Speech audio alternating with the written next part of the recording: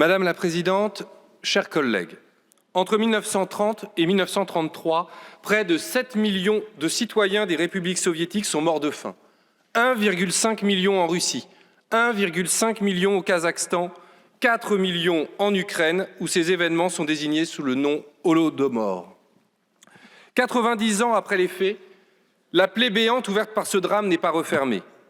Un demi-siècle durant, la vérité fut étouffée par les autorités soviétiques, conservée seulement grâce au patient travail de mémoire de la diaspora ukrainienne.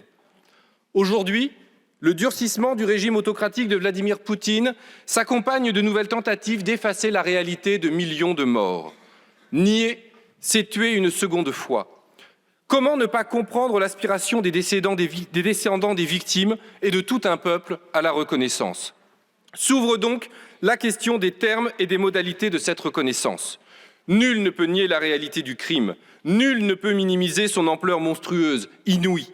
Nul ne peut mettre en doute l'existence d'une intentionnalité de la part de Staline et des dirigeants soviétiques. Après avoir lancé la collectivisation de l'agriculture à marche forcée, lorsqu'il réprima brutalement toute résistance paysanne, lorsqu'il réquisitionna les récoltes, le pouvoir stalinien provoqua puis aggrava délibérément la famine. La mort de millions d'hommes, de femmes et d'enfants. Crime de masse, crime contre l'humanité, assurément.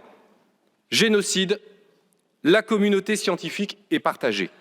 Les historiens ne donnent pas tous la même définition de ce concept.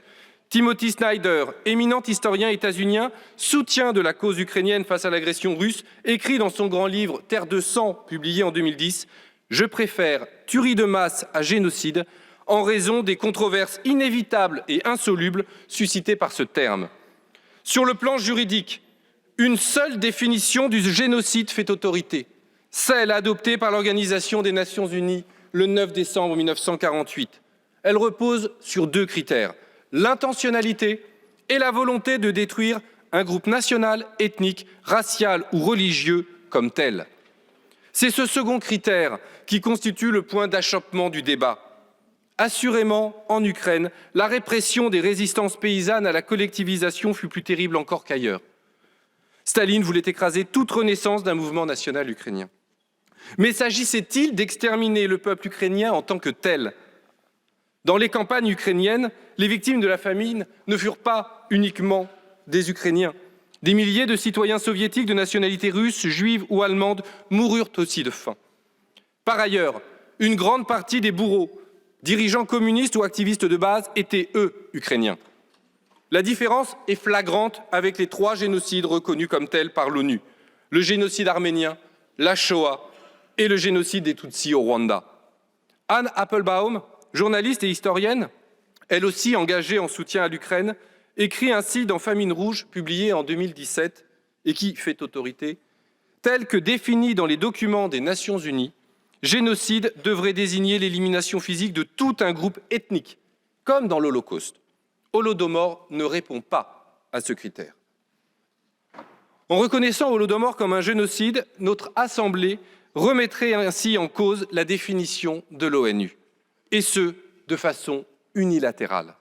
Une telle décision est lourde de conséquences morales, scientifiques, politiques.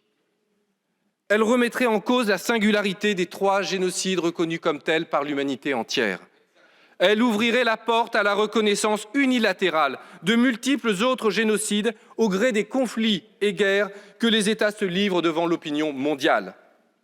En somme, au nom d'un impératif politique présent que nous partageons, affirmer notre soutien à l'Ukraine face à l'agression criminelle du régime de Vladimir Poutine, la présente résolution nous invite à nous arroger le droit d'écrire l'histoire et elle nous fait courir le risque de déchirer le délicat tissu du droit international. Notre sens des responsabilités nous interdit de franchir ce pas, c'est pourquoi nous ne prendrons pas part au vote. Merci, Monsieur le député. La parole